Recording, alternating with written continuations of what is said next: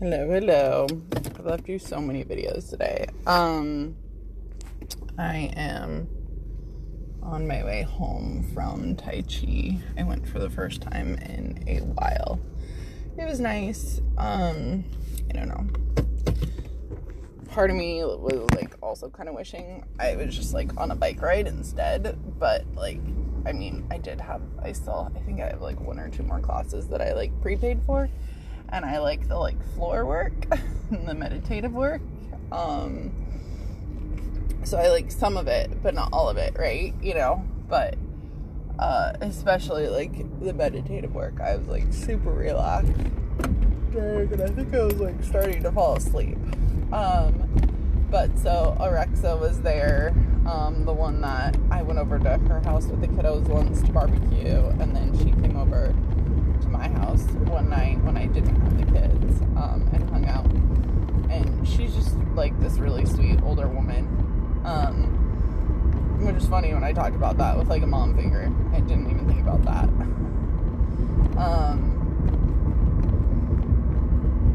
Because she's really sweet, but maybe I need to be a little bit more specific to the universe, that I want like a more like-minded mom figure and not one that lives in fear all the time. Because this lady, it just, I don't know, it just goes to show you like I was talking about how we literally, like so many people live their, not you and I, like, but how so many people live their life just in constant fear. So I was kind of like just catching up with her and telling her, you know, about like my upcoming trips, and she was telling me about this thing in Sedona, and I was like, I think I said I was going to be in Mount Shasta for that one, because it was like the weekend of the 24th, but then I was telling her about next weekend and going to the Grand Canyon and how I'm going to go skydiving over the Grand Canyon. And she was like, oh, well, be careful. And I'm like, I don't know. I just think it's a funny thing to say. And it's like, be careful. Like, I'm jumping out of an airplane. Like, but be careful about it.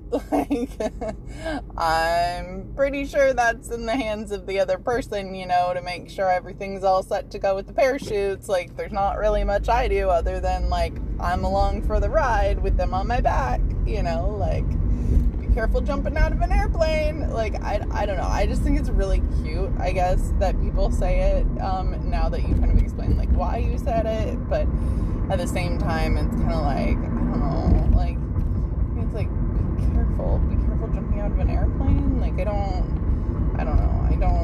can't quite wrap my head around that one. And just, I mean, that's kind of the whole purpose, is just to go and let go, and just let go. Let go. Because obviously I'm still holding on to stuff. I'm still holding on to fear, like financial fear and not being taken care of fear, and like the biggest thing that I've been working on since the new moon of whatever month that was, the full moon.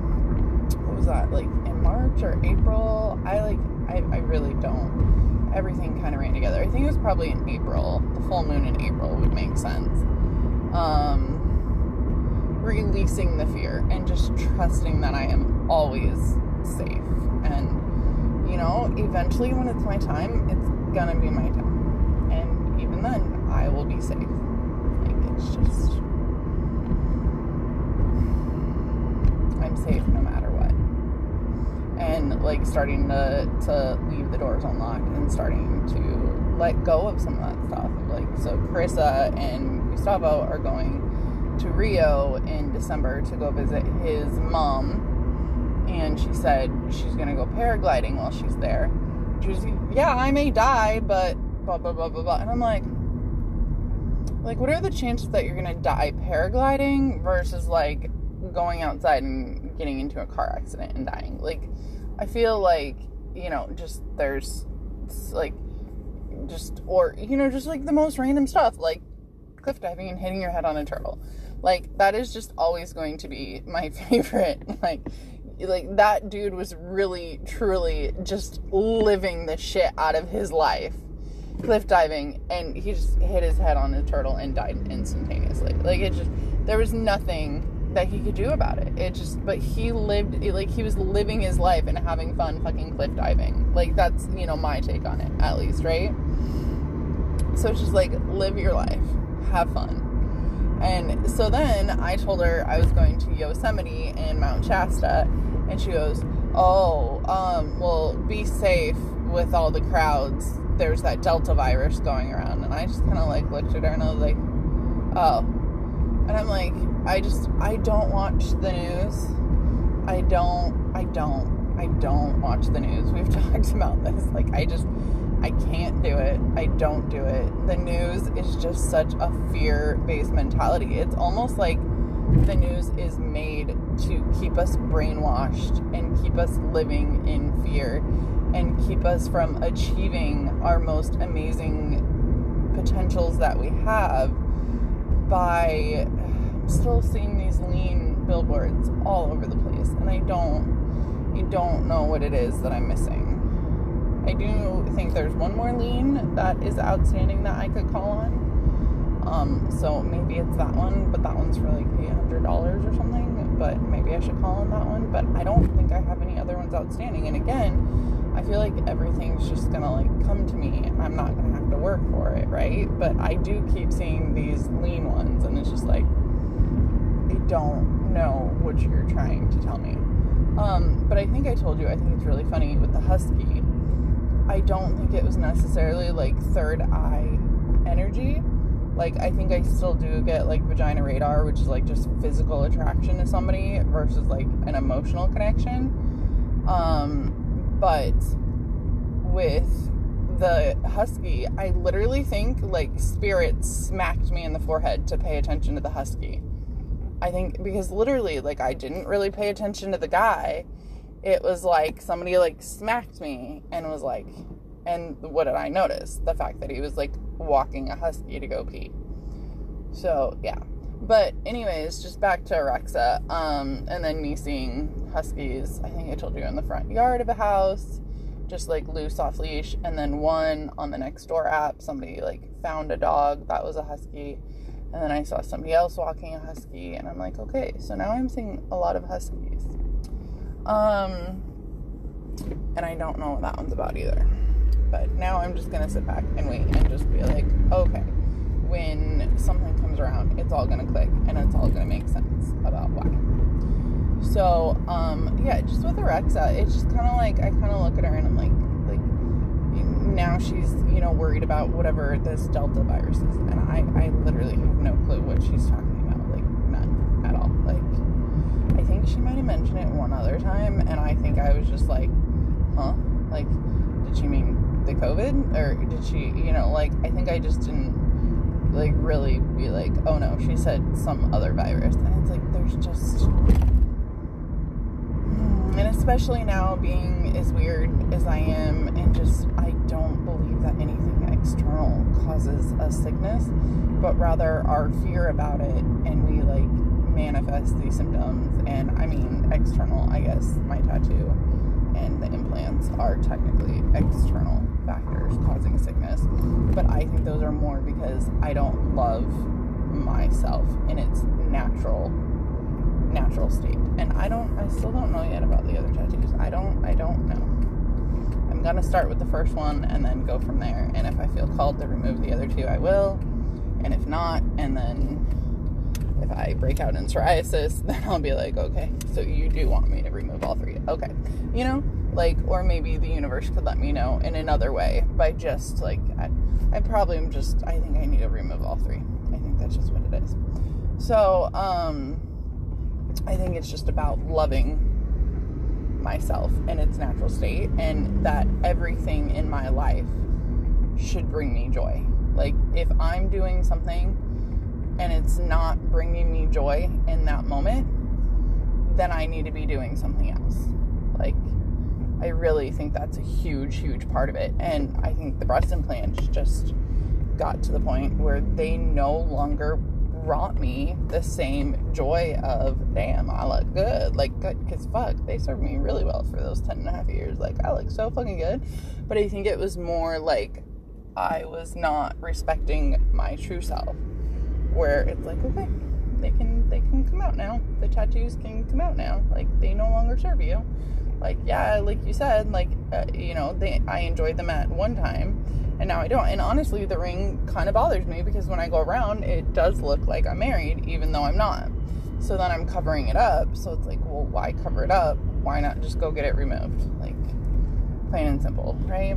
So, same thing. I like the heart aspect, and it is a J, and like the little pedestal. And the heart is kind of cute, and I do love hearts.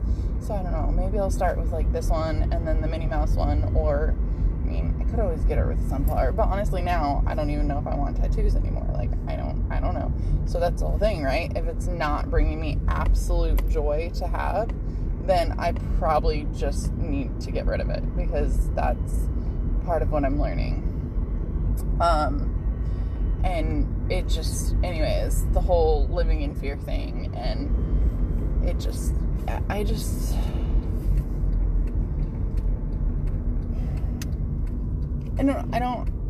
want to say it's sad, but it's kind of sad, like, how much we just, like, are always living in fear of stuff, of repercussions, of dying, of getting hurt, of, like, we're just always, like, as a human race, not everyone, but a large portion is just always living in fear.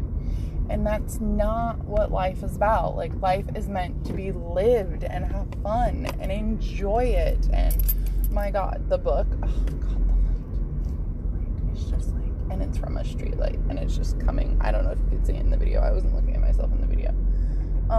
It's amazing. So, anywho, I'm gonna go put the chili away, and it's like 9. And I'm fucking ready to pass out, because I went for a sunrise walk this morning. I don't know if I told you that, but Frances and I, she's the Qigong teacher at Halos, are holding each other accountable. She mentioned it during my session with her on Tuesday, was that? She said something about a sunrise walk, and I said, oh, I'll do that with you. And we were like, okay, we'll hold each other accountable. And so she told me what time sunrise was, and it was like 5:24 this morning. So I woke up at 5 with my alarm clock. I was kind of hoping to wake up without it, but I woke up before it, like at like 1:30, and I was like, okay, that's way too before it. So I went back to sleep, and then woke up with the alarm clock. And so I've been awake now since 5, and I want to keep doing it. So I really, really, really enjoyed the sunrise walk, and I took Posado, and it was nice.